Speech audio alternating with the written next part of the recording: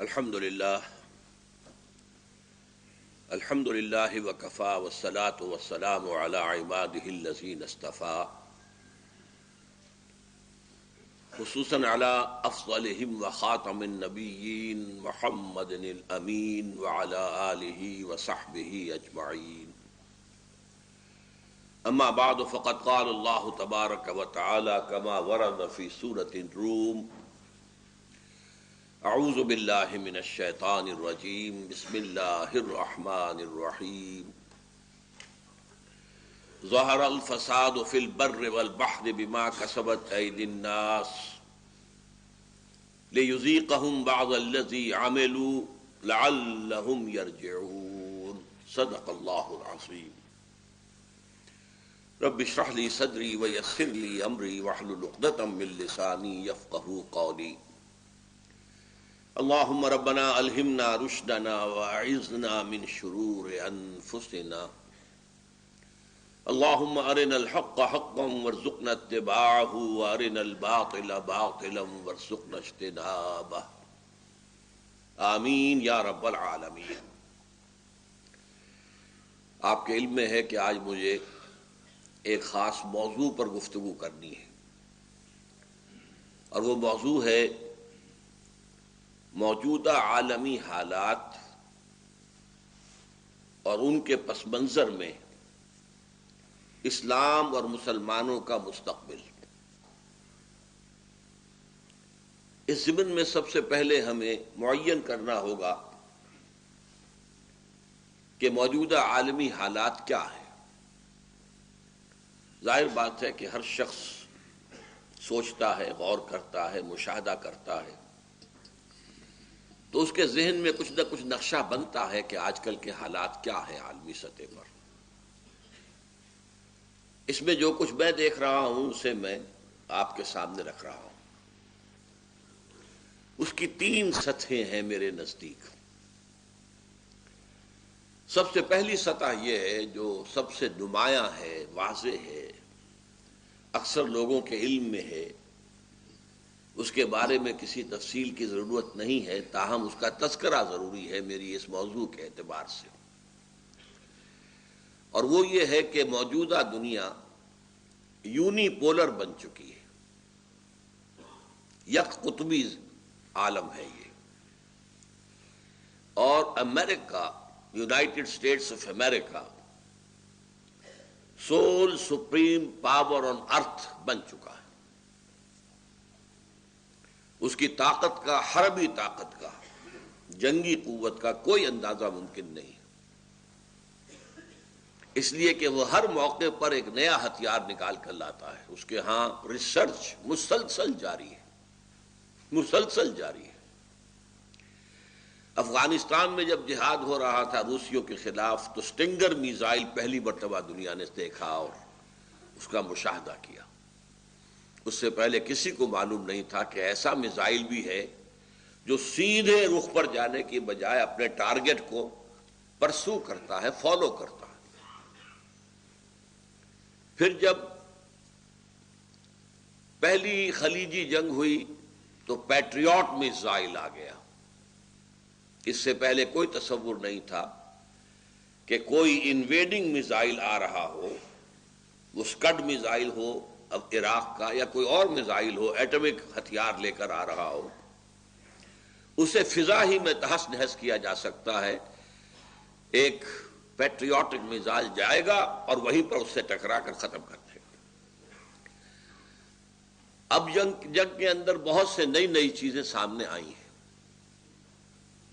اب laser guided بامبز جو exact نشانے پر جا کر لگتے ہیں 30-35 ہزار فٹ کی بلندی سے، ورنہ پہلے بمبارڈمنٹ ہوتی تھی تو جہاز کو نیچے آنا پڑتا تھا، اور ظاہر بات ہے جب جہاز نیچے آتا تھا بامبر تو وہ اینٹی ایئر کرافٹ گن کا نشانہ بن جاتا تھا، اس کا امکان بہرحال موجود ہوتا تھا۔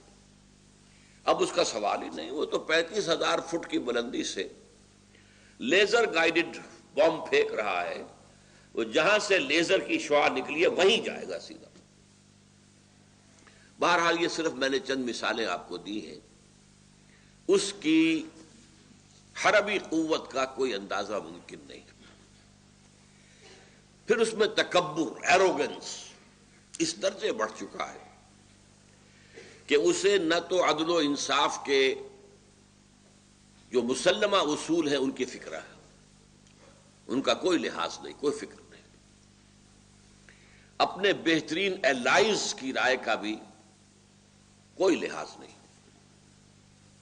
وسیع ترین سطح پر امریکہ اور یورپ کے اندر مظاہرے ہوئے عراق کی جنگ کے خلاف، اس نے بالکل پرے کاہ کے برابر وقت نہیں دی. یو این او ساتھ چلنے کے لیے تیار نہیں ہوئی تو یو این او کو بھی دھکا دیا، بیٹھے رہو. یہ ایروگنس ہے، arrogance. We can go it alone. نئے نئے اصول بنائے ہیں، پری ایمپٹیو اسٹرائک. ہمیں کسی ملک کی طرف سے ذرا سا اندیشہ بھی ہو گیا کہ وہ ہمارے لیے مستقبل میں کہیں خطرناک ثابت ہو سکتا ہے تو ہمیں حق حاصل ہے کہ اس پر حملہ کریں. یہ ضروری نہیں ہے کہ اس ملک کی طرف سے کوئی اقدام ہو اور پھر ہم حملہ کریں. یہ ہے گویا کہ ایک مست ہاتھی کے مانند ہے امریکہ اپنی قوت کے، حربی قوت کے اعتبار سے، جس کا مقابلہ کرنے کی حیثیت نہ یورپ میں ہے، نہ جاپان میں ہے، کسی میں نہیں ہے. عالم اسلام کا تو ذکر ہی کیا ہے. تو پہلی بات یہ ہے کہ جو سب کے سامنے ہے کہ اس وقت امریکہ sole supreme power on earth بن چکا ہے. دوسری حقیقت جو ویسے تو کئی صدیوں میں ڈیولپ ہو کر آئی ہے رفتہ رفتہ، وہ ہے ایک اجتماعی نظام جس نے کہ اس وقت پورے گلوب کو انگلف کر دیا. اس اجتماعی نظام کی 3 سطحیں ہیں. جیسے کوئی شخص جب ملیریا بخار چڑھتا ہے تو سردی اتنی لگتی ہے کہ ایک رضائی، دوسری رضائی، تیسری رضائی اوپر ڈالتے ہیں. تو 3 رضائیاں ہیں در حقیقت کے جو اس وقت دنیا نے اوڑھی ہوئی. اس میں سے جو نزدیک ترین ہے زمین کے یا مریض کے، وہ ہے سماجی نظام. اس کے اوپر دوسری رضائی ہے معاشی نظام، اور سب سے اوپر ہے رضائی سیاسی نظام. اب ان تینوں نظاموں کا جائزہ لیجیے، اور اس کے لیے چونکہ ہم اوپر سے چل رہے ہیں، پہلے ہم نے امریکہ کی بات کی ہے اور اب سیاسی نظام. پچھلی 2-3 صدیوں کے اندر جو نظام بڑھا، یورپ سے شروع ہوا، پوری دنیا میں پھیل گیا، اور آج گویا کہ وہ موضوع ہے، اصل موضوع ہے، ایکسیپٹڈ فیکٹ ہے پوری دنیا کے اندر. وہ ہے سیکولرزم. اور سیکولرزم کے معنی کیا ہے؟ انسان کے اجتماعی معاملات میں کسی مذہب کا کوئی دخل نہیں. مذہب صرف انفرادی معاملے کا نام ہے، اس میں ہر انسان آزاد ہے، لیکن اس کی 3 چیزیں ہیں صرف، چوتھی چیز اس میں شامل نہیں ہے. عقائد، کوئی ایک خدا کو مانے، 100 کو مانے، کسی کو نہ مانے، اسے آزادی ہے. عبادات، وہ ایک انسین خدا کی عبادت کرے، یا پتھر کے بتوں کی عبادت کرے، یا پیپل کے درخت کی عبادت کرے، یا سانپ کی عبادت کرے، یا انسان کے آلہائے تناسل کی عبادت کرے، یہ بھی ہے ہندوؤں کے اندر. سورج کی کرے، چاند کی کرے، ستاروں کی کرے، کھلی آزادی ہے. پوجو جسے پوجنا چاہتے ہو، اور جو بھی موڈز آف ورشپ تم رکھنا چاہو تمہیں آزادی ہے. قانون میں، سیاسی نظام میں، قانون سازی کے عمل میں کسی مذہب کا کوئی دخل نہیں ہوگا. گویا کہ انسان کی اجتماعی زندگی سے اللہ کو نکال دیا گیا. ہماری پارلیمنٹ سے تمہارا کوئی سروکار نہیں. Go and live in the mosques, synagogues, churches, mandirs, جہاں چاہو جاؤ. ہمارے پارلیمنٹ سے تمہارا کوئی سروکار نہیں، ہماری مارکیٹ پلیس سے تمہارا کوئی سروکار نہیں، ہمارے سماجی نظام سے بھی تمہارا کوئی سروکار نہیں. یہ ہم خود بنائیں گے. We are ourselves sovereign. ہم حاکم ہیں. عوامی حاکمیت کے اصول پر ہم قانون سازی کریں گے، انتخابات کریں گے. انتخابات کے نتیجے میں جو بھی پارلیمنٹ یا کوئی بھی آپ اس کو نام دے دیں، کانگریس کہہ دیں، کچھ بھی کہیں، وہ قانون بنائے گی اکثریت کے ساتھ. وہ چاہے شراب پینے کی اجازت دے، چاہے بین کر دے، اس کا اختیار ہے. لیکن یہ بیننگ اس وجہ سے نہیں ہوگی کہ کسی مذہب میں وہ بینڈ ہے. وہ ہم جنس شادیاں اجازت دے، اسے اختیار ہے. مرد کی مرد سے شادی، عورت کی عورت سے شادی، اسے اجازت ہے. وہ قانون بنا سکتی. گویا کہ پورے سیاسی نظام سے، اجتماعی نظام سے اللہ کو بے دخل کر دیا گیا. کسی آسمانی ہدایت کا کوئی سروکار نہیں، کسی خدائی قانون کا کوئی اعتبار نہیں. بس اس کی تلاوت کر لیں، کتابیں پڑھ لیں. سکھ جو ہے گرو گرنتھ صاحب پڑھ لیں، مسلمان قرآن پڑھتے رہیں، ہندو وید پڑھتے رہیں، رامائن بھگوت گیتا پڑھتے رہیں. وہ صرف اپنے مندروں کے اندر، اپنی مساجد کے اندر وہ تراویح میں پورا قرآن پڑھ لیں مہینے میں، ہمیں کوئی اعتراض نہیں. It's their choice. یہ نظام ہے جو آج پوری دنیا کو پورے طور سے اپنی گرفت میں لے چکا ہے. اس سے نیچے آئیے تو دوسری رضائی جو ہے وہ ہے معاشی نظام. پوری دنیا میں معاشی نظام اس وقت انٹرسٹ بیسڈ کیپٹلزم کی بنیاد پر ہے. سود پر مبنی کیپٹلسٹ سسٹم، سرمایہ دارانہ نظام، جس میں اصل طاقت، اصل حق سرمایہ کو حاصل ہے، لیبر کو نہیں. اور سرمایہ از خود بھی بغیر کسی محنت کے کمائی کر سکتا ہے. آپ بینک میں روپیہ رکھ دیں، سود لیتے رہیں، آپ کی کسی محنت کو کوئی دخل نہیں ہے. کہیں سے ایک مرتبہ ڈاکہ ڈال کر، غبن کر کے، کچھ اور کر کے آپ ایک دفعہ سائزیبل رقم رکھ دیں بینک میں، اب ہر مہینے آپ کو ملتا رہے، کھاتے رہیں. آپ کی کسی محنت کی ضرورت نہیں، کسی بھاگ دوڑ کی ضرورت نہیں. پھر اس کی ایک اور چھوٹی بہن آئی، اور وہ ہے جوا، اسپیکولیشن. ایک تیسری بہن آئی، انشورنس. انشورنس بھی اصل میں کیپٹلزم کے تحفظ کا ذریعہ ہے. آپ نے کارخانہ لگایا ہے، چاہے ماچس فیکٹری لگائی ہے، آپ کے 10 کروڑ روپیہ اس میں لگ گیا ہے. اب اس ماچس فیکٹری کے لیے آفات جو ہیں زمینی آسمانی آ سکتے ہیں. آگ لگ جائے، شاہدرہ کے اندر ماچس فیکٹری ہے، ایسا سیلاب آئے کہ بہا کے لے جائے. اس صورت میں سرمایہ دار کا جو نقصان ہوگا اس کو بھی جو کنزیومر ہے ماچس والا وہ ادا کرے گا. وہ اسے انشور کرائیں گے، اور انشورنس پر جو انہیں دینے پڑیں گے ہر مہینے یا ہر سال پیسے، وہ اپنی ماچس کی کاسٹ میں ڈال دیں گے.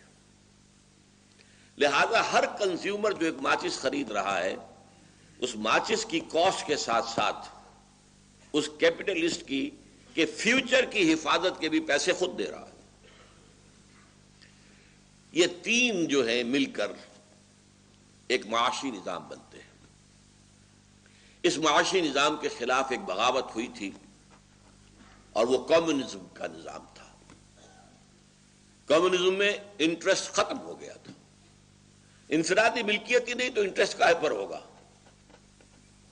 آپ کے پاس پیسہ ہی نہیں تو کس چیز پر انٹرسٹ ہوگا؟ سب ہر چیز جو ہے وہ تو قوم کی ملکیت ہے. آپ کام کریں، ویج لیں، کھانے کا آپ کا بندوبست ہوگا، یہ حکومت کے ذمے ہے. لیکن اس سے آگے آپ کو کوئی حق نہیں ہے کہ آپ کوئی جماعت بنائیں، کوئی ایجیٹیشن کریں، کوئی اپنی ویجز بڑھانے کے لیے جدوجہد کریں. Nothing of the sort. اس نظام میں چونکہ غیر فطری انتہا پسندی تھی، یہ چل نہیں سکا زیادہ دیر تک. اب اس کی موت واقع ہو چکی ہے. یہ ایک ہی نظام تھا کہ جو کیپٹلزم کو چیلنج کر رہا تھا، اور پچھلی صدی کے وسط میں یہ سیلاب کی طرح بڑھ رہا تھا، اور ویسٹرن کیپٹلزم کانپ رہا تھا اپنے گھر کے اندر. یہ بڑھتا چلا رہا. یورپ آدھے سے زیادہ اس نے قبضہ لیا تھا، لیٹن امریکہ میں پہنچ گیا تھا، سینٹرل امریکہ میں پہنچ گیا تھا، کیوبا میں آج تک ہے، پھر یو ایس ایس آر کے علاوہ چائنا میں پہنچ گیا تھا، ہندوستان میں پہنچ گیا تھا، بنگال میں اور کینیڈا میں اس کی حکومتیں قائم ہو چکی تھی.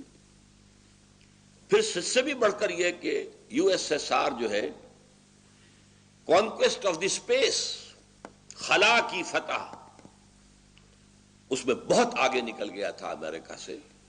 امریکہ کانپ رہا تھا. یہی وجہ ہے کہ اس زمانے میں انہوں نے مذہبی کتابیں بڑے پیمانے پر کروڑوں کی تعداد میں شائع کی کہ لو بابا خدا کے لیے قرآن پڑھو، دیکھو کہ یہ کمیونزم جو ہے یہ تمہاری کتاب کے خلاف ہے. دی گلوریس قرآن. مجھے یاد ہے جب میں میڈیکل کالج میں پڑھتا تھا، بڑے خوبصورت ٹائٹل کے ساتھ امریکہ کا چھپا ہوا مفت تقسیم ہو رہا ہے. بھگوت گیتا پڑھو بھائی پڑھو، اپنشد پڑھو بھائی پڑھو. مجھے اسی وقت اپنشد ملا تھا جس کو کہ میں نے انگلش ٹرانسلیشن میں نے پڑھا تھا، گیتا، تاکہ یہ مذہب جو ہے کسی طریقے سے روک بنے. نیٹو بنا دی گئی تھی، سیٹو بنا دی گئی تھی، سینٹو بن رہی تھی یا بن بھی گئی تھی، to contain Russia and U S S R, to contain communism. It's a threat to our system, economic system.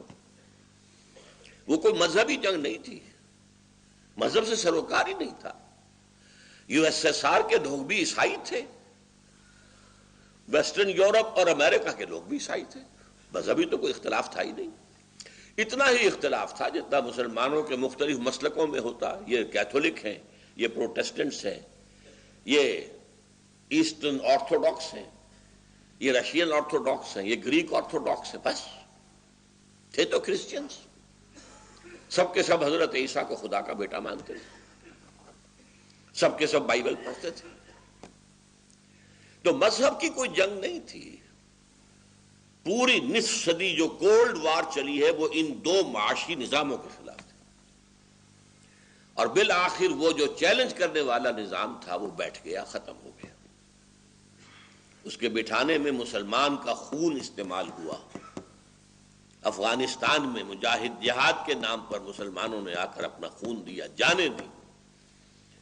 امریکہ نے پیسہ خرچ کیا، سٹنگر میزائل دیے، بڑی بڑی گاڑیاں دیں، ارب ہا ارب ڈالر دیا. اور چونکہ وہ پاکستان کے تھرو جا رہا تھا تو ہمارے جرنیلوں کے بھی وارے نیارے ہو گئے. بھرے ہوئے ڈالر سے جو سوٹ کیسز ہوتے تھے وہ اپنے گھر لے جاتے تھے. ان کے بیٹوں کی انڈسٹریز بنی ہوئی کہاں سے آ گئی؟ یہ جرنیل تو کبھی سائیکل پر چلا کرتے تھے، کار نہیں تھی ان کے پاس. بہرحال یہ دوسری رضائی ہے، انٹرسٹ بیسڈ کیپٹلزم، جو پوری دنیا کو اپنے گلف میں لے چکا ہے. پوری دنیا میں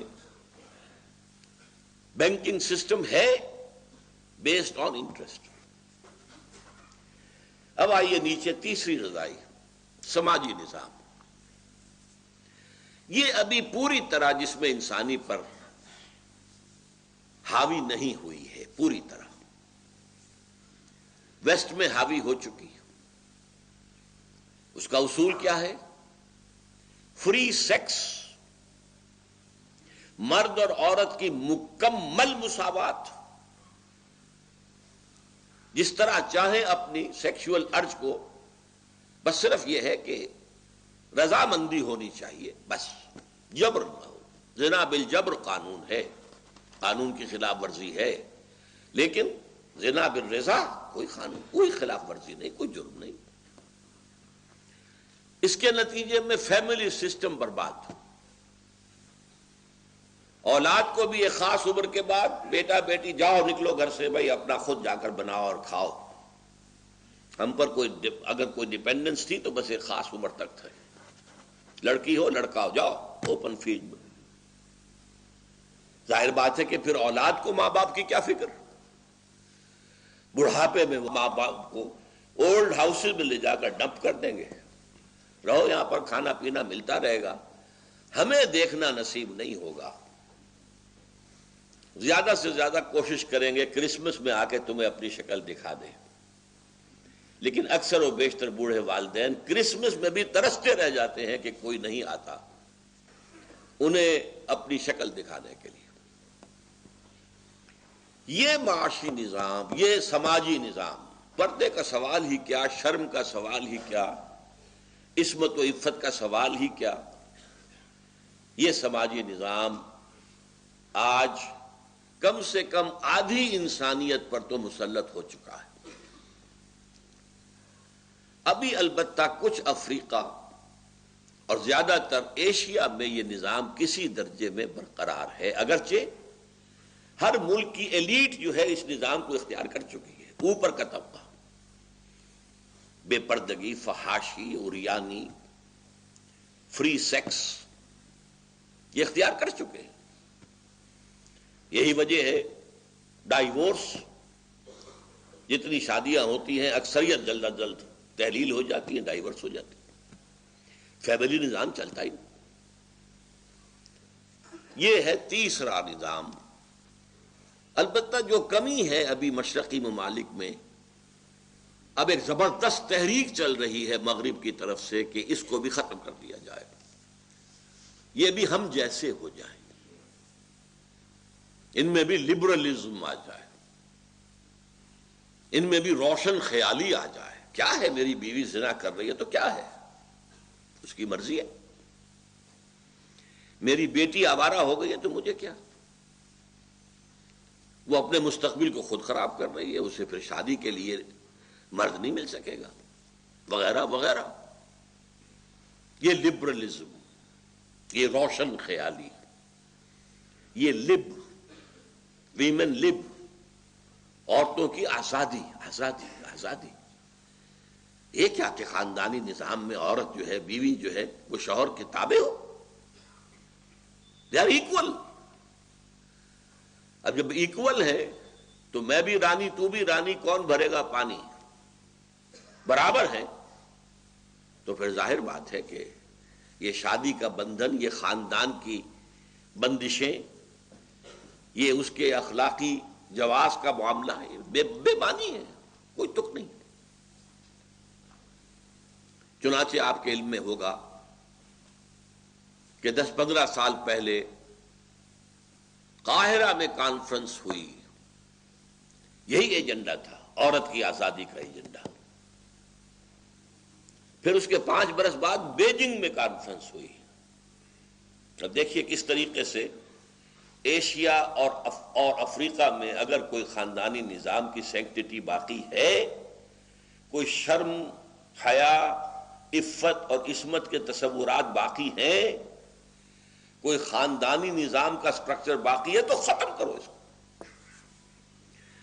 اور بیجنگ +5 کانفرنس ہوئی ہے یونائٹڈ نیشنز اسمبلی کے زیر اہتمام، اب یہ عالمی ادارے کے تحت ہوئی، بیجنگ +5 کانفرنس. اس میں جو ایجنڈا طے ہوا ہے، جو فیصلے ہوئے، اس میں نمبر 1 پروسٹیٹیوشن کو بھی ایک رسپیکٹیبل پروفیشن مانا جائے گا. دلیل کیا ہے؟ ایک مزدور اپنی مسکولر اسٹرینتھ کو استعمال کرتا ہے کمائی کے لیے، وہ کسی چلا رہا ہے، اینٹیں ڈھو رہا ہے، آخر اس کی قوت ہے نا، بازوؤں کی قوت جو استعمال کر رہا ہے. ایک عورت بھی اپنے جسم کا ایک عضو استعمال کرتی ہے کمائی کے لیے. What's the difference? پروسٹیٹیوشن کو ایک رسپیکٹیبل پروفیشن مانا جائے۔ نمبر 2، ہم جنس پرستی، گیز اور لیسبینز، یہ ہم جنسی سیکشول تعلق جو ہے اس کو بھی ایک نارمل اورینٹیشن سمجھا جائے۔ مزاج کی بات ہے، کوئی اپنے مزاج کے اعتبار سے اپوزٹ سیکس سے اپنی شہوانی خواہشات کی تسکین کرتا ہے، کوئی اپنے اسی سیکس سے، سیم سیکس سے، ہومو سیکشول، وہ اپنی شہوانی خواہش پوری کر لیتا ہے، تو it's also a normal orientation, normal ہے۔ پھر یہ کہ عورت اور مرد بالکل برابر ہیں، ان کو وراثت میں برابر حصہ ملے گا، ان کو طلاق کا برابر حق ہوگا۔ اگر مرد کو حق ہے طلاق کا تو عورت کو بھی طلاق کا حق ہوگا، جب چاہے طلاق دے دے۔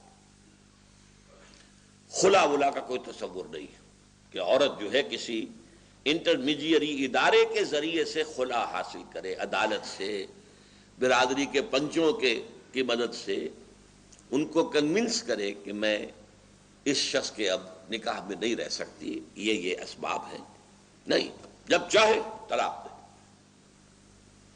پھر یہ کہ اگر وہ گھر کا کام کرے گی تو ویج طلب کر سکتی ہے اپنے شوہر سے، لیبر ہے اس کی، وہ گھر میں رہ کر کام کر رہی ہے تو اسے اس کا صلہ، اس کی مزدوری ملنی چاہیے۔ اگر وہ پریگننسی کی تکلیف گوارا کرے اور بچے کی ولادت کا دکھ اور تکلیف برداشت کرے، اس پر بھی ویج لے سکتی ہے، وہ شوہر کو اس کی بھی قیمت اور مزدوری دینی پڑے گی۔ یہ ہے وہ ایجنڈا جس کو سامنے لایا جا رہا ہے، اور اس کا نام کیا ہے؟ بہت خوبصورت نام ہے اس کا، سوشل انجینئرنگ۔ یہ سوشل سسٹم کی ایک نئی تعمیر ہمیں کرنی ہے، جیسے کہ کوئی عمارت بوسیدہ ہو جائے، اسے گرا دیا جائے تو پھر ظاہر بات ہے اب آرکیٹیکٹ چاہیے جو نئی بلڈنگ کا نقشہ بنائے، پھر کانٹریکٹرز چاہیے جو بنائیں، انجینئرنگ۔ تو یہ سوشل انجینئرنگ پروگرام ہے of the United nations assembly, general assembly نے پاس کیا ہے، پوری دنیا کے نمایاں ترین اور اہم ترین ادارے نے پاس کیا، اور پاکستان بھی اس کا سگنیٹری ہے، دستخط کیے ہوئے، اور اس کی طرف سب سے زیادہ تیزی کے ساتھ پاکستان جا رہا ہے۔ 33% عورتوں کو جو نمائندگی دی گئی ہے ہر لیول پر، یونین کاؤنسل ہو، کوئی ہو، لوکل باڈیز ہوں، پروونشل اسمبلیز ہوں، ڈسٹرکٹ بورڈز ہوں، سٹی گورنمنٹس ہوں، نیشنل پارلیمنٹ ہو، سینٹ، ہر جگہ 33%۔ یہ سب سے آگے نکل گئے، پوری دنیا میں کہیں نہیں، کسی سیکولر ڈیموکریسی میں نہیں۔ سیکولر ڈیموکریسی کا معجزہ قرار پاتا ہے بھارت، اتنی بڑی تعداد وہاں کے رہنے والوں کی، اتنی multi national, multi ethnic, multi linguistic, ہم تو گن بھی نہیں سکتے جتنی زبانیں وہاں ہیں، ہر صوبے، ہر سٹیٹ کی اپنی زبان ہے، لیکن سیاسی نظام جمہوریت کے تحت چل رہا ہے۔ مارشل لا کا آج تک سوال ہی پیدا نہیں ہوا۔ زیادہ سے زیادہ 1-1.5 سال کے لیے ایمرجنسی عائد کی گئی تھی، صرف ایمرجنسی۔ ایمرجنسی کانسٹیٹیوشنل ہوتی ہے، وہ سپرا کانسٹیٹیوشنل نہیں ہے کہ جو آیا جرنیل اس نے کانسٹیٹیوشن کو اٹھا کے پھینکا اور اپنا جو ہے پی سی او بنایا اور ججوں تک سے اس کا عہد لے لیا، نہیں عہد دیتے تو جاؤ چھٹی کرو، گھر بیٹھو۔ آج تک وہاں نہیں ہوا، آج تک نہیں ہوا، آج تک نہیں ہوا۔ اس لیے جمہوریت کا، جو بھی جمہوریت اس وقت دنیا میں ہے، جو میں نے بتایا تھا سب سے اونچا لباس، سب سے اونچا لحاف، اس کا اس کو ایک میریکل مانا جاتا ہے، یہ معجزہ ہے بھارت کا۔ وہاں بھی کہیں عورتوں کی نمائندگی اس معنی میں نہیں، ہاں عورتیں ہیں، الیکشن لڑے، ہمارے ہاں بھی تھا، بیگم عابدہ حسین آتی تھی الیکشن لڑ کے، زمیندار ہیں، جاگیردار ہیں، بے نظیر بھٹو الیکشن لڑ کے آتی تھی، لیکن ان کے لیے علیحدہ سیٹیں نہیں تھیں۔ اور پھر جس طریقے سے کہ اس وقت یونائٹڈ نیشنز اور باہر کی حکومتیں این جی اوز کو پیسے دے رہی ہیں، اور این جی اوز جو ہیں اس ملک میں ایک نیا نظام تعلیم لا رہے ہیں، اور اس میں زیادہ توجہ عورتوں پر ہے، تاکہ ان کے اندر یہ شعور پیدا ہو کہ ہم محکوم ہو کر کیوں رہے. تو یہ معاملہ ہے تیسرا کہ جو ویسٹ میں تو اپنی انتہا کو پہنچ چکا ہے، یہاں تک کہ 2 سال پہلے بل کلنٹن نے کہا تھا، یا 3 سال پہلے، ان کا جو ایک سالانہ ایڈریس ہوتا ہے، تقریر کرتے ہیں، State of the Union address, اس میں کہا تھا کہ عنقریب ہماری قوم کی اکثریت حرام زادوں پر مشتمل ہوگی. اس نے حرام زادہ باسٹرڈ کا لفظ استعمال نہیں کیا تھا، لیکن لفظ کیا تھا؟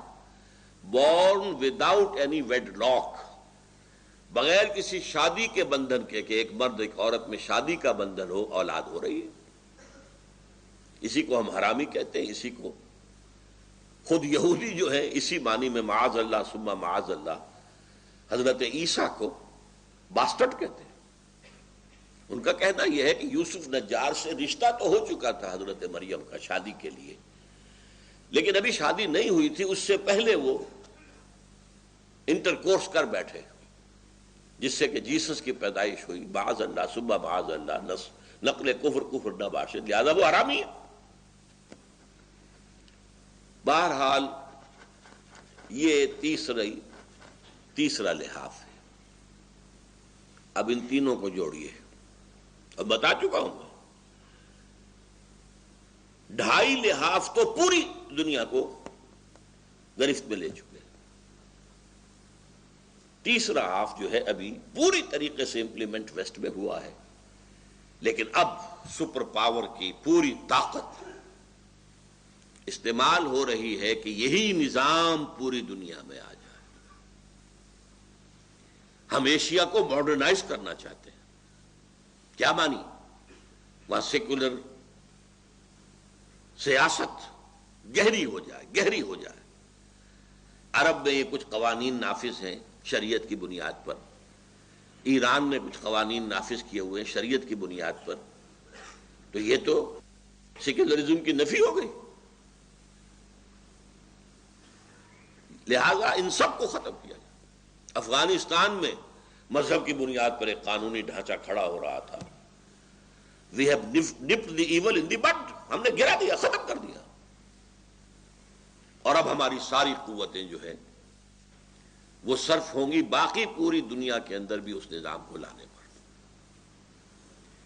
ان 3 لحاظوں کا میں اب ایک نتیجہ نکال رہا ہوں. نوٹ کر لیجئے کہ مذہب کے خلاف اتنی بڑی بغاوت آج تک نہیں ہوئی تھی. زیادہ سے زیادہ گمراہی کیا تھی؟ ایک بڑا خدا تو ہے، اس میں تو کوئی شک ہے ہی نہیں. اس کے ساتھ چھوٹے چھوٹے خدا بھی ہیں، اس کے اسسٹنٹس ہیں، اس کے لاڈلے ہیں، اس کے پیارے ہیں، اس کے بیٹے یا بیٹیاں ہیں. لہذا ان کی انٹرسیشن، ان کی شفاعت سے ہمارا بیڑا پار ہو جائے گا. ان کی مورتیاں بناؤ، انہیں پوجو، ریور کرو، ان کی عزت کرو، چڑھاوے چڑھاؤ، تاکہ ہم شفعاؤنا عند اللہ، یہ اللہ کے ہاں ہمارے شفیع بن جائیں گے. یہ تھی گندگی. شرک تھا، خدا کا انکار نہیں تھا. چنانچہ آپ کو معلوم ہے یورپ میں 2 ہی تہذیبیں تھیں جو تہذیب کے نام پر ابھری ہیں، the Greek civilization and the Roman civilization. اور دونوں میں گاڈ بڑی جی سے لکھا جاتا تھا. گاڈ وہ ایک ہی تھا، omnipotent, omniscient, everywhere present. یہ اس کی 3 صفات تھی. علی کل شیء قدیر بھی ہے، بکل شیء علیم بھی ہے، ہوا معکم اینما کنتم بھی ہے، جہاں کہیں بھی تم ہو تمہارے ساتھ ہوتا ہے. انڈیا میں مہادیو ایک، دیویاں بے شمار، دیوتا بے شمار، لیکن وہ مہادیو کے ہم پلہ تو نہیں تھے. گاڈز اینڈ گاڈسز جو ہیں رومن اور گریک سویلائزیشن کے وہ اس بڑے گاڈ کے ہم پلہ نہیں تھے. لم یکن لہ کفوا احد، کوئی بھی اس کا ہم پلہ نہیں ہے، مد مقابل نہیں ہے. عرب میں بھی اللہ ایک ہی تھا، آلہہ الہ بہت سے تھے. لیکن یہ جو بغاوت ہوئی ہے آج دنیا میں کہ اٹھا کر پھینک دیا گیا اللہ کو. Nothing to do with you, with your word, with your revealed law. Nothing doing.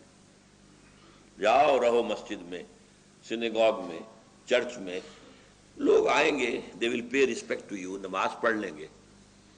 باقی نہ ہمارے گھر میں تمہارا عمل دخل ہوگا،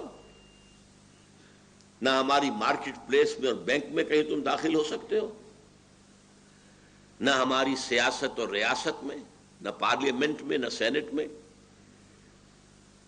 نہ ہمارے بینکوں میں، نہ ہماری عدالت میں، نو ویئر. اس کے لیے میں نے آیت پڑھی تھی ظہر الفساد فی البر والبحر. بحر و بر میں فساد رونما ہو گیا. یہ فساد سے مراد کیا ہے؟ ویسے تو دنیا میں اس میں بھی کوئی شک نہیں ہے کہ اس نظام کے آنے کے بعد ہی عظیم ترین عالمی جنگیں ہوئی ہیں، کروڑوں انسان قتل ہوئے. پچھلی صدی کی 2 عظیم عالمی جنگوں کا خیال کیجئے، دی فرسٹ ورلڈ وار اور دی سیکنڈ ورلڈ وار، کروڑوں انسان قتل. لیکن اس سے قطع نظر فساد کسے کہتے ہیں؟ بغاوت، اللہ کے خلاف بغاوت.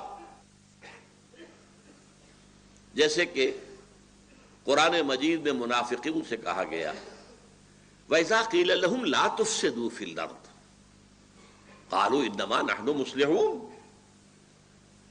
وہ اصل میں منافقین کیا کہتے تھے؟ بھائی کیوں پنگا لے رہے ہو، کیوں قریش سے جنگ مول لے رہے ہو، تمہاری مت ماری گئی ہے، ایک دیو کے ساتھ ٹکرانا چاہتے ہو، صلح صفائی سے کام کرو، دشمن کو مارنا بھی ہے تو گڑ دے کر مارو. یہ تھا ان کا موقف، جنگ کے خلاف تھے. وہ جان جانے کا اندیشہ ہے، اس میں مال خرچ کرنا پڑتا ہے. اسے کیا کہا گیا؟ فساد فی الارض. اللہ اور اس کے رسول کا حکم کچھ اور ہے اور یہ کچھ اور نفلی اپنی بجا رہے. وَإِذَا قِيلَ لَهُمْ لَا تُفْسِدُوا فِي الْأَرْضِ، اللہ اور اس کے رسول کے احکام کے خلاف تم بات کرو گے، یہ فساد ہے. آج پوری دنیا اس فساد کی گرفت میں ہے. ظہر الفساد فی البر والبحر. اور یہ فساد کیوں آیا ہے؟ بما کسبت ایدی الناس، لوگوں کے اپنے ہاتھوں کے کرتوتوں کی وجہ سے آیا. انسان نے خود یہ نظام جو ہے طے کیے ہیں. اللہ تعالیٰ نے انسان کو آزادی دی ہے. Okay go this way, if that is your choice you can go ahead. تم خود بھگتو گے، تمہاری نسلیں بھگتیں گی. عذاب الہی آئے گا تو گیہوں کے ساتھ گھن بھی پیسے گا. گو اہیڈ، ہماری طرف سے آزادی ہے. ہم زبردستی تمہیں روکیں گے نہیں کہ اس راستے پر مت جاؤ. زبردستی ہو تو پھر جزا و سزا کائے کی؟ جزا و سزا تو اسی کی ہے کہ چوائس ہے، اما شاکرا و اما کفورا، فمن شاء فلیؤمن ومن شاء فلیکفر. جو چاہے ایمان لائے، جو چاہے کفر کرے. We have given you the freedom of choice. تو یہ در حقیقت تمہارے ہاتھوں کے اپنے کرتوتوں کے نتیجے میں ہو. بما کسبت ایدی الناس لیذیقہم بعض الذی عملوا، تاکہ اللہ تعالیٰ انہیں مزہ چکھائے کچھ ان کے اعمال کا. سارے اعمال کا مزہ تو وہ آخرت میں چکھائے گا جب زندگی ختم ہونے میں نہیں آئے گی. لوگ داؤ صبورا موت مانگیں گے، کاش موت آ جائے ہم، لیکن موت نہیں آئے گی. لا یموت فیہا ولا یحیا. تو اصل تو سزا وہاں ملے گی، پوری سزا تو وہاں ملے گی. یہاں تو بعض الذی عملوا، کچھ ان کے کرتوتوں کی سزا ہم یہیں دے دیں انہیں. لعلہم یرجعون، اور اس سزا سے بھی، اس میں بھی ایک حکمت ہے، شاید کہ لوٹیں. شاید کہ ٹھوکر کھا کے سمل جائیں، شاید کہ عذاب الہی جھنجھوڑے اور یہ جاگ جائیں۔ تو میری گفتگو کا اب تک ماحصل کیا ہے؟ نمبر ایک، یوں سمجھیے کہ پورا گلوب ہے، اس پر تو 3 رضائیاں چڑھی ہوئی ہیں، شرم اور حیا اور عفت و عصمت کی تار تار، سود، جوا، اسپیکولیشن اور انشورنس کی بنیاد پر کیپٹلزم، اور سیکولر نظام حکومت، اور اس کی ٹاپ پر اب بیٹھا ہوا ہے امریکہ۔ بائبل میں ایک سملی ہے، ایک مشابہت ہے، تشبیہ ہے کہ آخری دور میں ایک مانسٹر ہوگا، ایک بڑا دیو ہوگا، ایک ایسا بہت ہی خونخوار حیوان ہوگا، اس کے 9 سینگ ہوں گے اور اس کی پیٹھ پر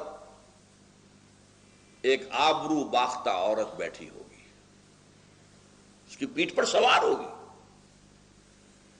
آج وہ امریکہ سوار ہے، آبرو باختہ ہے۔ وہاں کے اکثریت جو ہے وہ کہتے ہیں we are living together, we are not married, ساتھ رہ رہے ہیں، بچے ہو رہے ہیں، وی آر لیونگ ٹوگیدر، ساتھ رہتے ہیں ہم، ہماری شادی نہیں، ہمارے درمیان کوئی شادی کا ویڈ لاک نہیں ہے۔ اسی لیے تو کہا تھا نا کلنٹن نے، عنقریب ہماری قوم کی اکثریت جو ہے حرامزادوں پر مشتمل ہوگی۔ وہ آبرو باختہ عورت جو ہارلٹ کے الفاظ آئے ہیں وہاں پر، یہ جو انجیل کا آخری باب ہے، ریولیشن، اس کی تشبیہ ہے۔ اس سے مراد میرے نزدیک جو اصل تشبیہ ہے اس میں ہے اسرائیل ہے وہ ہارلٹ جو آج عیسائی دنیا کی پیٹھ کے اوپر سوار ہے۔ لیکن یہاں میں نے وہ تشبیہ استعمال کی ہے کہ امریکہ ہے جو ان 3 لحافوں میں لپٹی ہوئی اس زمین کرۂ ارض پر وہ بیٹھا ہوا ہے، سوار ہے۔ اب تیسرے لیول پر آئیے، یہ ذرا مخفی لیول ہے، کیونکہ آج دنیا میں مذہب کی بہت زیادہ دلچسپی نہیں ہے، اور یہ معاملہ خالصتاً مذہبی ہے، اس لیے عام طور پر تو لوگ اس کی گفتگو بھی پسند نہیں کرتے۔ وہ یہ ہے کہ ان کے نیچے ایک مذہبی چپقلش بھی ہے کہ جو ورکر، وہ مذہبی چپقلش کیا ہے؟ اس میں سب سے ایکٹیو یہودی ہے، یہودی کہ جو اپنے کئی صدیوں کی جد و جہد اور محنت کے نتیجے میں عیسائی دنیا کو فتح کر چکے ہیں، لیکن وہ سب ایک جیسے نہیں ہیں۔ عیسائی رومن کیتھولکس نے بھی ہتھیار ڈال دیے ہیں، لیکن ان کے دلوں میں یہودیوں کی محبت نہیں ہے۔ آج بھی فرانس کے اندر اینٹی سیمیٹزم یہ پھر سر اٹھا رہا ہے، باقاعدہ آپ ٹیلی ویژن پہ دیکھتے ہوں گے، فرینچ گورنمنٹ بڑی تشویش میں ہے، یہودیوں کے خلاف غصہ اور نفرت کہ یہ ہیں وہ جنہوں نے ہمارے خدا کے بیٹے کو سولی چڑھایا تھا۔ لیکن بائی اینڈ لارج وہ سرنڈر کر چکے ہیں، ان کا پوپ جو ہے وہ ایبسالو کر چکا ہے، یہودیوں کو وہ حضرت عیسیٰ علیہ السلام کے سولی دیے جانے سے بری کر چکا ہے۔ ان یہودیوں کا پروگرام کیا ہے؟ ان کا کہنا یہ ہے کہ we are the chosen people of the Lord, ہم خدا کے برگزیدہ چنیدہ بندے ہیں، پورے انسان صرف ہم ہیں، باقی انسان جنہیں وہ جینٹائلز کہتے ہیں یا گوئمز کہتے ہیں، یہ انسان نہیں ہے، انسان نما حیوان ہے، اور حیوانوں کو ایکسپلائٹ کرنا انسانوں کا حق ہے۔ آپ گھوڑے کو ٹانگے کے اندر جوت دیتے ہیں، آپ کا حق ہے، آپ بیلوں کو ہل کے اندر جوت دیتے ہیں، آپ کا حق ہے، آپ بکری کا گوشت کھاتے ہیں، آپ کا حق ہے، آپ گائے بیل اونٹ گوشت کھاتے ہیں، آپ کا حق ہے۔ اسی طرح ہمارا حق ہے کہ ان جنٹائلز اور گوئمز کو جس طرح چاہیں لوٹیں، جس طرح چاہیں ان کو سپریس کریں، جس طرح چاہیں ان کا خون چوسیں. یہ ان کے تالمود ہے، یہ تورات میں نہیں ہے. تالمود ان کی فقہ کی کتاب ہے. اس فقہ کی کتاب میں صاف لکھا ہے یہود کے لیے جنٹائلز کو دھوکہ دینا، روب کرنا، ان کا مال چوری کرنا، ان کو قتل کرنا، ان کا خون چوسنا، انہیں ایکسپلائٹ کرنا، یہ ان کا حق ہے. یہ ہے تالمود کی تعلیم. قرآن مجید میں اس کا ذکر ہے کہ یہودی کہتے ہیں لیسا علینا فی الامیین سبیل. یہ امیین جو ہیں جنٹائلز، جن کے پاس کوئی کتاب نہیں ہے. کتاب تو ہمارے پاس ہے، تورات قرآن کو وہ مانتے نہیں، انجیل کو وہ مانتے نہیں. یہ جو امیین ہیں ان کے بارے میں ہم پر کوئی پرسش نہیں، ہم جو چاہیں کریں ان کے ساتھ. لہذا وہ چاہتے ہیں world domination, reducing humanity to animals. ان کا جو اکنامک پروگرام ہے تھرو بینکنگ سسٹم، اب یہ ورلڈ بینک ہے، اب یہ IMF ہے، اب یہ ٹرپس کا معاہدہ ہے. پیش نظر کیا ہے کہ پوری دنیا مزدوروں میں کنورٹ ہو جائے، وہ کام کریں کام کریں کام کریں کام کریں، جو کچھ ان کی یافت ہو بینک کے سود کی شکل میں وہ ہم کھینچ لیں. پوری دنیا پہ حکومت ہمیں نہیں کرنی ہے. اگر دنیا میں حکومت کریں گے دنیا میں ریولٹ ہوگی، محکوم ہمارے خلاف بغاوتیں بھی کریں گے، ہم انہیں قتل کریں گے وہ بھی تو ہمیں کریں گے نا. ہم ان فلسطینیوں کو قتل کر رہے ہیں تو فلسطین بھی تو آتے ہیں سوسائڈ بام کر کے، کبھی 20 کبھی 15 مار جاتے ہیں. تو کیا ضرورت ہے؟ اصل مقصد حکومت سے کیا ہوتا ہے؟ ٹیکسز لینا، ریونیو لینا ہے بس. وہ ٹیکس اور ریونیو ہم لے لیں گے اپنے بینکنگ نظام کے تحت. اپنے ملٹی نیشنل جو بڑی بڑی کارپوریشنز ہیں ان کے ہاتھ میں کاروبار ہوگا. باقی دنیا، اب آپ کو معلوم ہے کبھی یاد ہوگا گلی گلی مشینیں لگی ہوتی تھی ایریٹڈ واٹرز کی. وہ جو بوتل ہوتی تھی جس کے اوپر کے ایک لگا ہوا ہوتا تھا پلہ، اس کا شیشے ہی کی، تو گلی گلی لگے ہوئے. کسی کے پاس تھوڑا سا پیسہ ہے اس نے لگا لیا ایک پمپ، اب وہ بنا رہا ہے بوتلیں اور بیچ رہا ہے. اب کیا ہے؟ اب آپ صرف ڈسٹریبیوٹر ہو سکتے ہیں. آپ 7 اپ کے ڈسٹریبیوٹر ہو سکتے ہیں، پیپسی کے ہو سکتے ہیں، کوکا کولا کے ہو سکتے ہیں. آپ مینوفیکچر کچھ نہیں کر سکتے. پہلے کیا ہوتا تھا؟ ڈھابے کھلے ہوئے، غریب آدمی نے ایک چولہا جلا کر اس کے اوپر کچھ ڈال کر بیٹھا ہوا ہے جھونپڑی کے اندر، ڈھابا ہے، کھا رہے لوگ. اب ختم. اب 5 سٹار. اور کل میں نے پڑھا ہے کہ دبئی میں 7 سٹار ہوٹل بنا ہے. 7 سٹار، کئی $1000 ایک رات کا وہاں کرایہ ہے. ہم تو 5 سٹارز کو رو رہے ہیں. اب کیا ہے؟ ملٹی نیشنلز ہے، یہ چینز ہیں، پرل کانٹیننٹل ہے، شیرٹن کی چین ہے، ہالیڈے ان کی چین ہے پوری دنیا کے اندر. یہ ملٹی نیشنل. تو یہودیوں کا ایک پروگرام ہے پوری دنیا کی اکنامکس ایکسپلائٹیشن. اور اس میں کیا ہے؟ اصول کیا ہے کہ جیسے اگر آپ گھوڑے کو اپنے ٹانگے میں جوتتے ہیں تو شام کو اگر آپ نے کچھ کمائی کی تو اس میں تھوڑا سا حصہ اس کا چارہ، اس کو دال ڈالیں گے، کچھ چنا ڈالیں گے، تو اگلے روز جوتیں گے نا. تو اگلے روز جوتنے کے قابل ہونے کے لیے کچھ نہ کچھ اس کو بھی دو. سبسسٹنس لیول تو اس کو بھی دینا پڑے گا نا. لہذا محنت کرو، مزدوری کرو، تمہیں ویج مل جائے گی، لیکن اس کی ملائی ہم کھینچ لیں گے. World domination through economic exploitation, یہ گلوبلائزیشن ہے. اور اس گلوبلائزیشن کے خلاف اگر ریئیکشن ہے تو یورپ میں ہے، امریکہ. ہمیں تو پتہ بھی نہیں کیا ہو رہا ہے دنیا کے اندر، ہماری اویئرنیس ہی نہیں ہے. ہندی میں کہیں گے ہماری جانکاری ہی نہیں ہے. ہمیں کیا پتا نوع انسانی کی قسمت کے بارے میں کیا فیصلے ہو رہے ہیں. یہ کبھی ڈیووس میں جمع ہو رہے ہیں، کبھی واشنگٹن میں جمع ہو رہے ہیں، یہ گلوبلائزیشن کے لیے کبھی کہیں جمع ہوتے ہیں، کبھی کہیں جمع ہوتے ہیں، کیا ہو رہا ہے، سوچ کیا رہے ہیں؟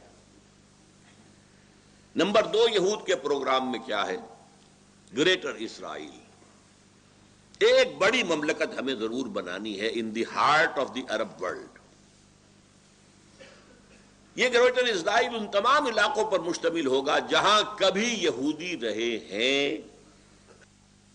ایک ذمہ دار اور آزاد قوم کی حیثیت سے۔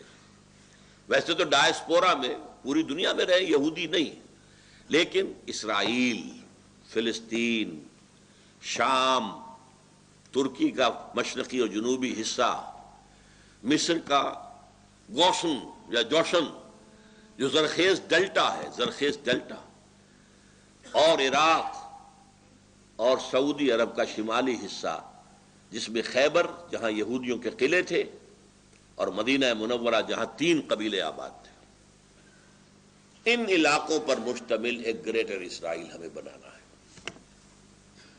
اس کی طرف پیش رفت ہو رہی ہے۔ عراق فتح ہوا، امریکہ نے کیا تو کہا شیرون نے کہ عنقریب عراق پر ہمارا قبضہ ہوگا۔ تیسری چیز جو ان کے پیش نظر ہے وہ مسجد اقصی اور قبۃ الصخرہ کو گرا کر تیسرا معبد سلیمانی، اسے ٹیمپل کہتے ہیں، 3rd ٹیمپل آف سولومن بنانا ہے۔ پہلا ٹیمپل حضرت عثمان نے بنایا تھا، مسجد، ہم تو مسجد کہیں گے، وہ ٹیمپل کہتے ہیں۔ یہ 1000 قبل مسیح میں بنا تھا۔ 587 قبل مسیح میں نیبوکڈنیزر بادشاہ تھا عراق کا، اسی لیے اسرائیل کو سب سے زیادہ خطرہ عراق سے تھا کہ پہلے بھی ہماری تباہی ایک عراقی بادشاہ کے ہاتھوں ہوئی تھی، نیبوکڈنیزر۔ اس نے ٹیمپل گرا دیا تھا، ریز ٹو دی گراؤنڈ، ختم۔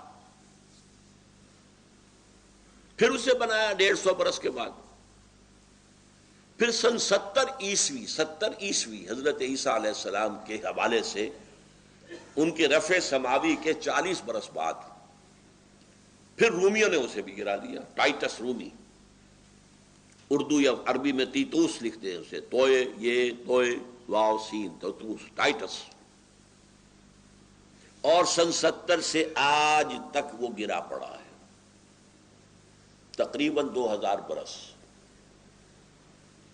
1833 برس ہو چکے ہیں، یا 27 یا 33،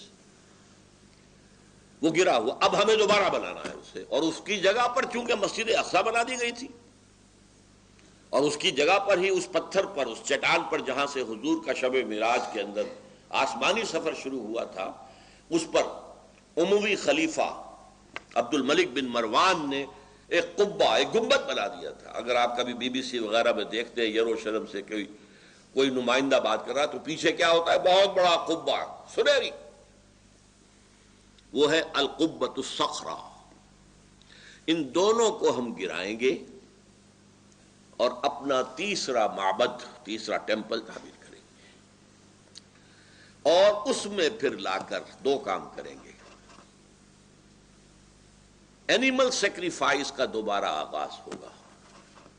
یہودیوں کے ہاں سب سے بڑی عبادت جو تھی وہ قربانی کی تھی، نماز کی اتنی اہمیت نہیں تھی جتنی قربانی کی تھی، اور وہ ہیکل سلیمانی میں قربان گاہ پر قربان کیے جاتے تھے جانور۔ اس وقت سے وہ قربانی جو ہے وہ موقوف ہے، نہ وہ ہیکل سلیمانی ہے نہ قربانی ہے۔ تو ایک تو اینیمل سلاٹر، قربانی جو ہے، جیسے ہمارے ہاں عید کی قربانی ہے، وہ قربانی جو ہے دوبارہ شروع ہوگی۔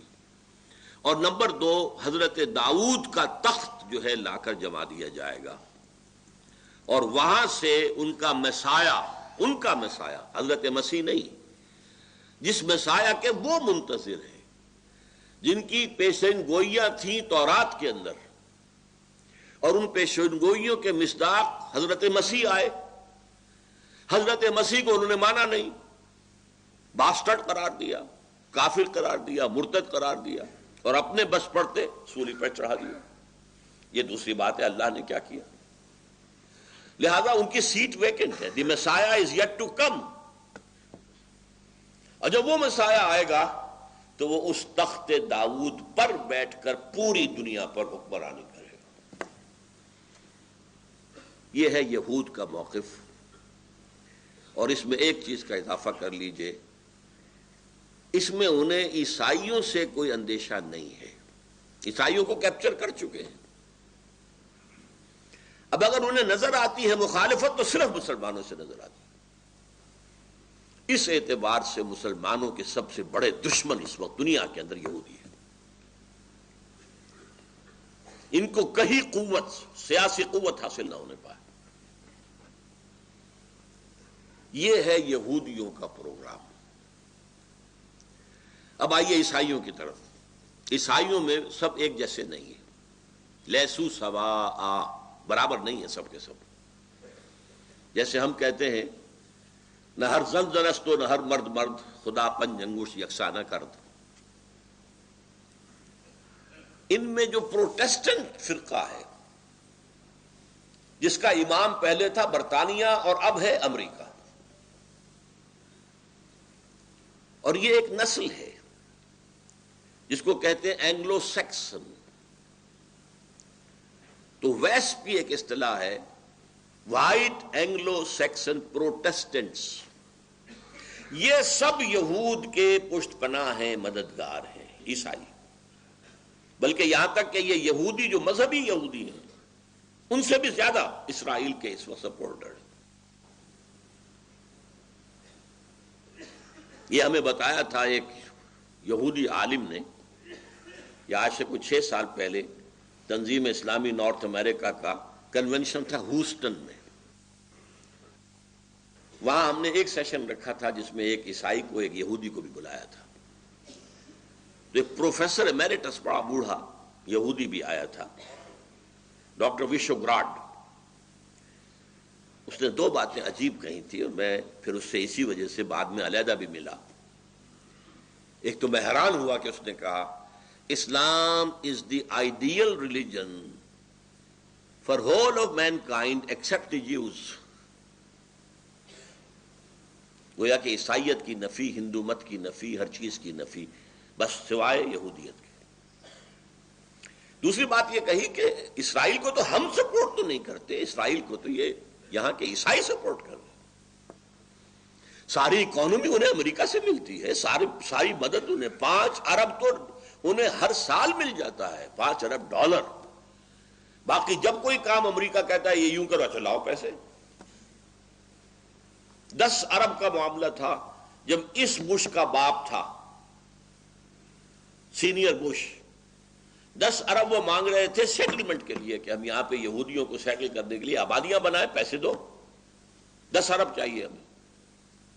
اس نے ایک شرط لگا دی کہ تم پیس ٹاکس شروع کرو پیلسٹینینز کے ساتھ، تب میں دوں گا۔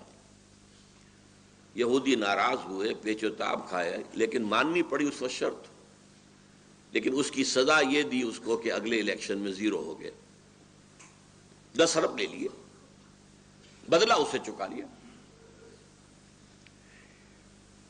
تو عیسائیوں میں یہ Protestants, especially the Baptist, especially the evangelist, اب یہ الفاظ ایسے ہیں کہ جو آپ نہیں سمجھ سکتے، ان کی اکثریت ہے امریکہ کے اندر، اور وہ سپورٹ کر رہے ہیں اسرائیل کو۔ اور کس بنیاد پر کر رہے ہیں؟ ذرا فرق ہے، مختلف۔ وہ بھی قائل ہے اس کے کہ آرمگیڈون ہونی چاہیے، عالمی جنگ تیسری جلد از جلد ہونی چاہیے، اس کے نتیجے میں گریٹر اسرائیل وجود میں آنا چاہیے، اس کے نتیجے میں 3rd ٹیمپل تعمیر ہونا چاہیے، اس کے نتیجے میں تھرون آف ڈیوڈ لا کر رکھا جائے، تخت داؤد علیہ السلام۔ تب حضرت عیسیٰ نازل ہوں گے دوبارہ، اور اس تخت کے اوپر بیٹھ کر پوری دنیا پر حکومت کریں گے۔ یعنی پروگرام وہی ہے، فرق کائے کا؟ وہ اپنے مسیح اور یہ اپنے حضرت مسیح جیسس کرائسٹ، ان کے منتظر۔ ان کے خیال میں ان کا مسیح آئے گا، وہ بیٹھے گا تخت داؤد پر، ان کے خیال میں حضرت عیسیٰ اتریں گے، وہ بیٹھیں گے تخت داؤد پر۔ اور یہ تخت داؤد کس بلا کا نام ہے؟ ریسنٹلی مجھے اس کے مطالعے کا موقع ملا۔ ایک پتھر تھا جس پر کہ بیٹھ کر حضرت داؤد کی کورونیشن ہوئی تھی، تاج پوشی ہوئی تھی، بادشاہ مانا گیا تھا۔ ظاہر بات ہے کہ وہاں کوئی تھرون تو تھے ہی نہیں، ایک پتھر کے اوپر بیٹھ کر وہ کام ہوا۔ اسی پتھر پر حضرت سلیمان کی تاج پوشی ہوئی۔ وہ پتھر ان کے ہاں چلا آ رہا تھا۔ سن 70 عیسوی میں جب رومن جنرل نے تباہ کیا ہے معبد کو، تو وہ پتھر لے گیا روم سے وہ چلا گیا آئرلینڈ، وہ بہت بڑی ہے جو کیتھولک جو آبادی ہے، آج بھی جنگ ہو رہی ہے کیتھولک کے اندر اور پروٹیسٹنٹس کے اندر آئرلینڈ میں۔ وہاں سے وہ آیا ہے انگلینڈ میں۔ انگلینڈ میں وہ پتھر جب آیا تو 14ویں صدی عیسوی میں اس کو ایک کرسی کے اندر سیٹ کے اعتبار سے بنا دیا گیا۔ اب وہ تھرون بن گیا، جیسے کہ تھرون ہوتے تھے، لیکن اس کی سیٹ اسی پتھر کی بنی ہوئی۔ وہ اب بھی موجود ہے، پتھر رکھا ہوا ہے Westminster Abbey. Westminster ان کی پارلیمنٹ کی عمارت ہے، اس پارلیمنٹ کے ساتھ ایک چرچ ہے ویسٹ منسٹر ایبے۔ اسی ایبے میں جا کر کوئی پرنس کی شادی ہوتی ہے، اسی طرح کرسی پہ بیٹھ کر انگریزوں کا حکمران جو ہے اس کی تاج پوشی کی جاتی ہے۔ یہ ابھی تک روایت چلی آ رہی ہے۔ تو ان کا خیال یہ ہے کہ وہ تخت بھی لا کر ہم رکھ دیں گے اس معبد میں کہ جو بنے گا، اور پھر اس پر حضرت مسیح نازل ہوں گے۔ اب یہ دونوں چیزیں سائیڈ بائی سائیڈ جا رہی ہیں۔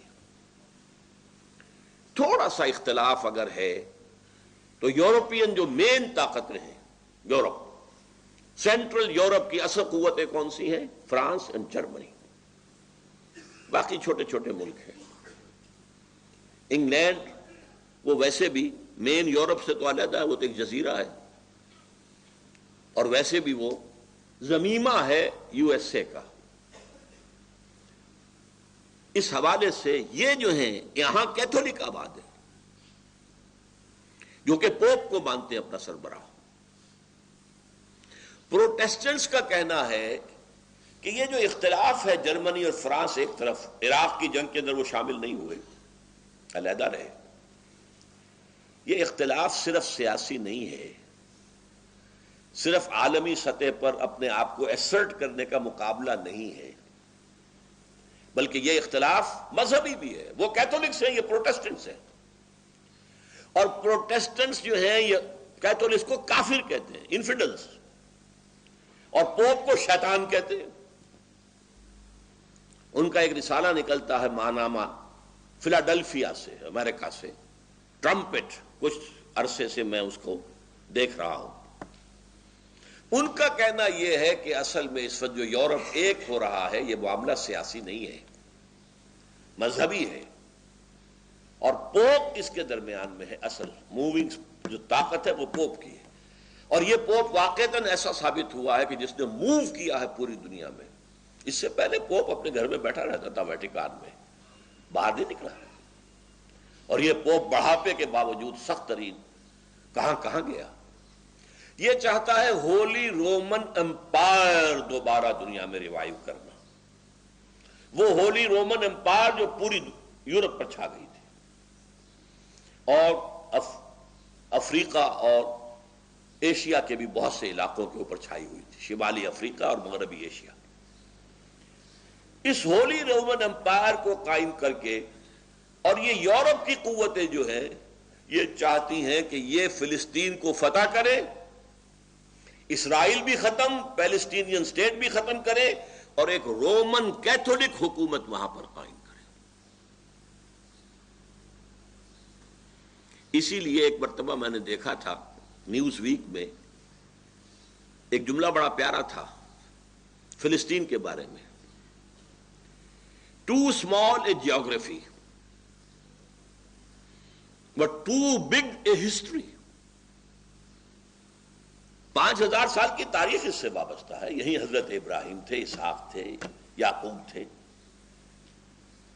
اس یہودیوں کا بھی مقدس ترین مقام یہی ہے۔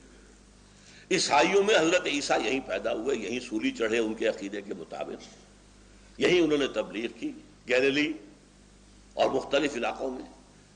لہذا یہ عیسائیوں کا بھی صدر بہت محترم مقام ہے، مسلمانوں کا بھی ہے. وہ حرم کہتے ہیں، تیسرا حرم یہ ہے.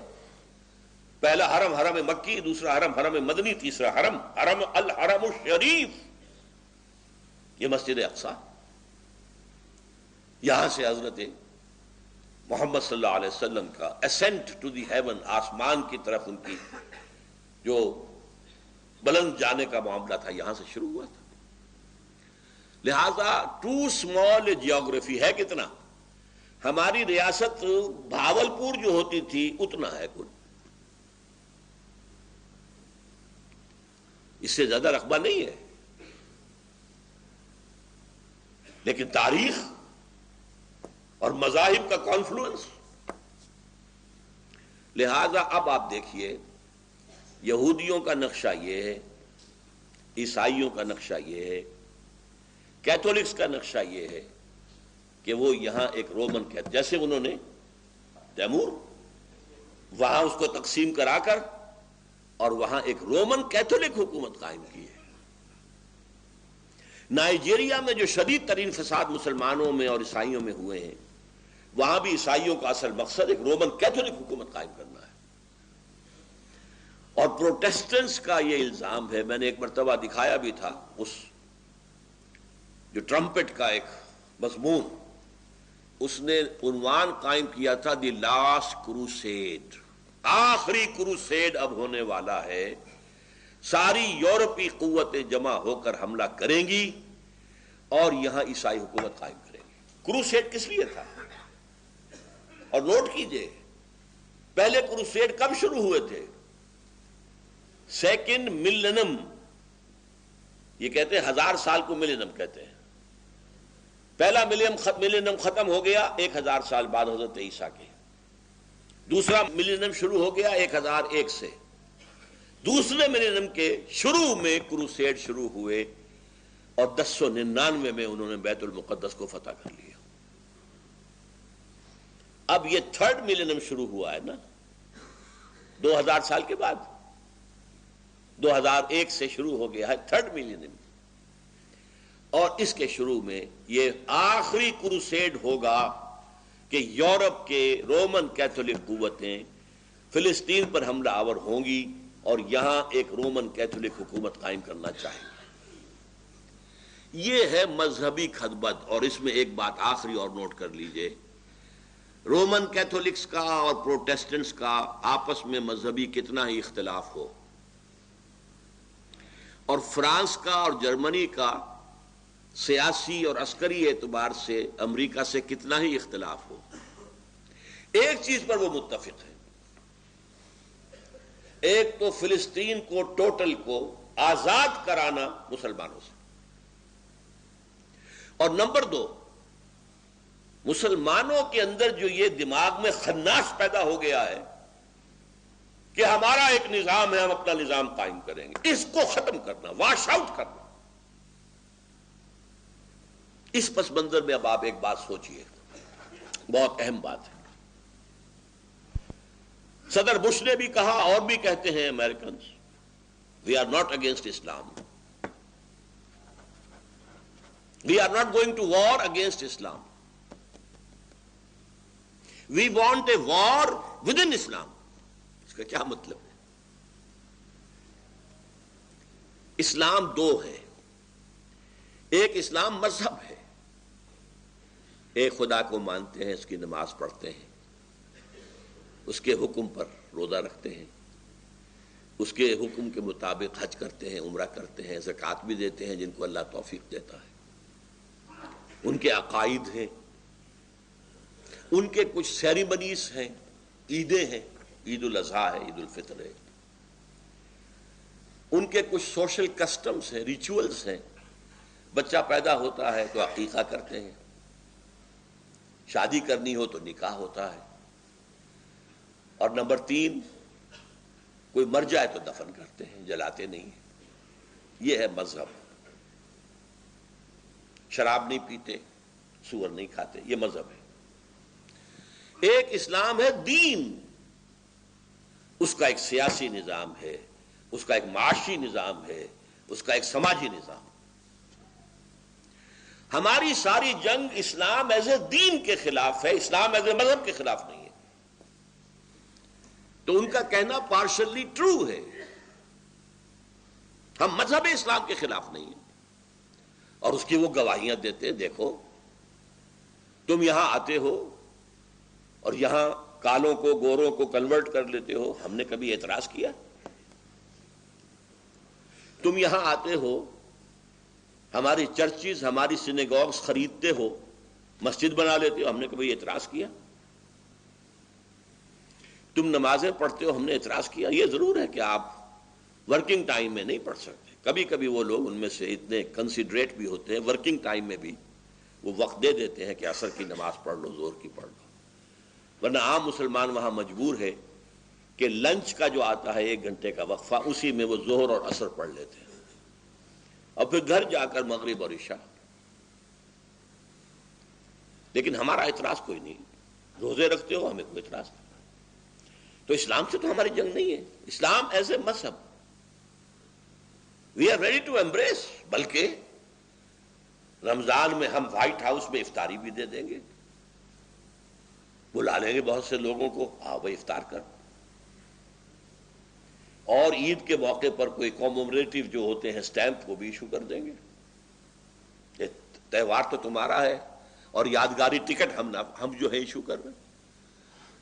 تو اس اسلام سے ان کی کوئی جنگ نہیں ہے، they are ready to embrace, اس لیے کہ سیکولرزم کا اصول یہ ہے، سیکولرزم لا مذہبیت نہیں ہے، لا دینیت ہے، ہما مذہب لا دینیت۔ ہما مذہب کیا مطلب؟ ایک سیکولر ملک میں تمام مذاہب رہ سکتے ہیں، ہندو وہاں ٹیمپلز بنا رہے ہیں، عیسائی وہاں گردوارے بنا رہے ہیں، یہ سکھ جو ہے، ہما مذہب، سب مذاہب کی اجازت ہے، کھلی اجازت ہے، ایک خدا کو پوجو، 1000 کو پوجو، درختوں کو پوجو، سانپ کو پوجو، جس کو چاہو پوجو، ٹیمپل بناؤ اور اس میں جو چاہو بھجن گاؤ، کچھ اور کرو، بتوں کو پوجو، اور اگر چاہو تو گردوارہ بناؤ، گرو گرنتھ کے سامنے متھا ٹیکو، ہمیں کوئی اعتراض نہیں۔ تو اسلام سے بھی ہماری کوئی جنگ نہیں، لیکن اسلام ایز اے مذہب، اسلام ایز اے دین، nothing doing, we can't bear it, اس کو ہم نے ختم کر کے دم لینا۔ میں نے پہلے ایک بات کہی تھی، اس کو یہاں دوبارہ ذہن میں تازہ کر لیں، 50 برس تک جو کولڈ وار چلی ہے وہ مذہب پر نہیں تھی، نظام پر تھی، کیپٹلسٹک سسٹم ورسس کمیونزم، نظام کی بات تھی۔ انفرادی ملکیت ختم، قومی ملکیت، سود ختم، پیسہ نہیں اپنے پاس رکھ سکتے، بس ویجز کھاؤ، ویجز دیں گے وہ کھا لو۔ رفتہ رفتہ اجازت دی گئی، تو وہ اپنے گھر کے کسی صحن کے اندر سبزیاں بو لو، اور وہ سبزیاں جو ہے اپنے دروازے پر رکھ کر بیچ لو، اس کی اجازت ہے، بس، اور کوئی پرائیویٹ بزنس نہیں، نو فارمز، نو فیکٹری، نو شاپ۔ تو آج اصل میں اس اسلام کے خلاف جنگ ہے جو ڈکلیئر کی جا چکی ہے، اسی لیے کہتے ہیں وار ود ان اسلام۔ اب وہ ٹکرا دینا چاہتے ہیں جو مذہبی تصور والے عناصر ہیں ہمارے ملک کے اندر اور عالم اسلام میں۔ ہمارے علماء کی اکثریت اسلام کو ایک مذہب کی حیثیت سے مانتی ہے، دین کی حیثیت سے اسلام ان کے سامنے ہے ہی نہیں۔ تبلیغی جماعت اسلام کو ایز اے مذہب مانتی ہے، پرسنل پائٹی، نماز، روزہ، داڑھی، ٹخنوں سے اوپر شلوار وغیرہ وغیرہ وغیرہ، نماز اچھی، بہت ہی خشوع و خضوع کے ساتھ نماز ادا کی جائے، اس سے بحث ہے، نظام سے کوئی بحث نہیں، نظام کوئی بھی ہو۔ وہ چاہتے ہیں کہ یہ لوگ جو نظامی ہیں ان نظامیوں کو کرش کر دیں، یہ مذہبی لوگ، لہذا مذہبی لوگوں کو سپورٹ کریں گے۔ اس سے انہیں 2 مقصد حاصل ہو جائیں گے، ایک بات واضح ہو جائے گی کہ مذہب کے خلاف تو ہے ہی نہیں، تو خامخواہ کچھ لوگ جو ہیں بہکاتے ہیں ہمیں، یہ اسلام کے خلاف کہاں ہے؟ ہو سکتا ہے وہ مسجد بنانے کے لیے آپ کو گرانٹ دے دے، انہیں اس میں کوئی حرج نہیں۔ تبلیغی جماعت کے وفود امریکہ میں آئے، چکر لگائے، انہیں کوئی اعتراض نہیں، وہ نظام کی بات نہیں کرتے۔ نظام کی بات کون کرتے ہیں؟ اب یہ میں چاہتا ہوں کہ ذرا آپ سمجھ لیں اصل میں ہوا کیا ہے۔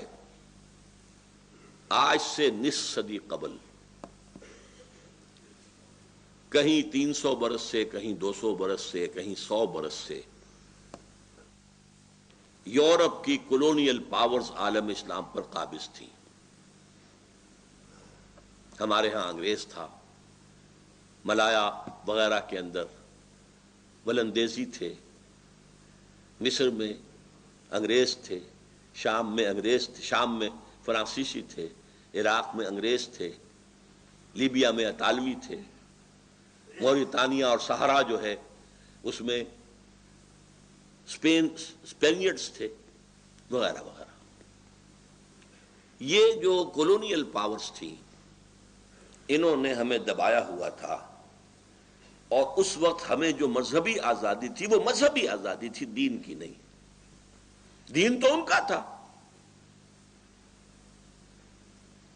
پینل کوڈ ہمارا ہوگا، تعزیرات ہماری ہوں گی، سول کوڈ ہمارا ہوگا۔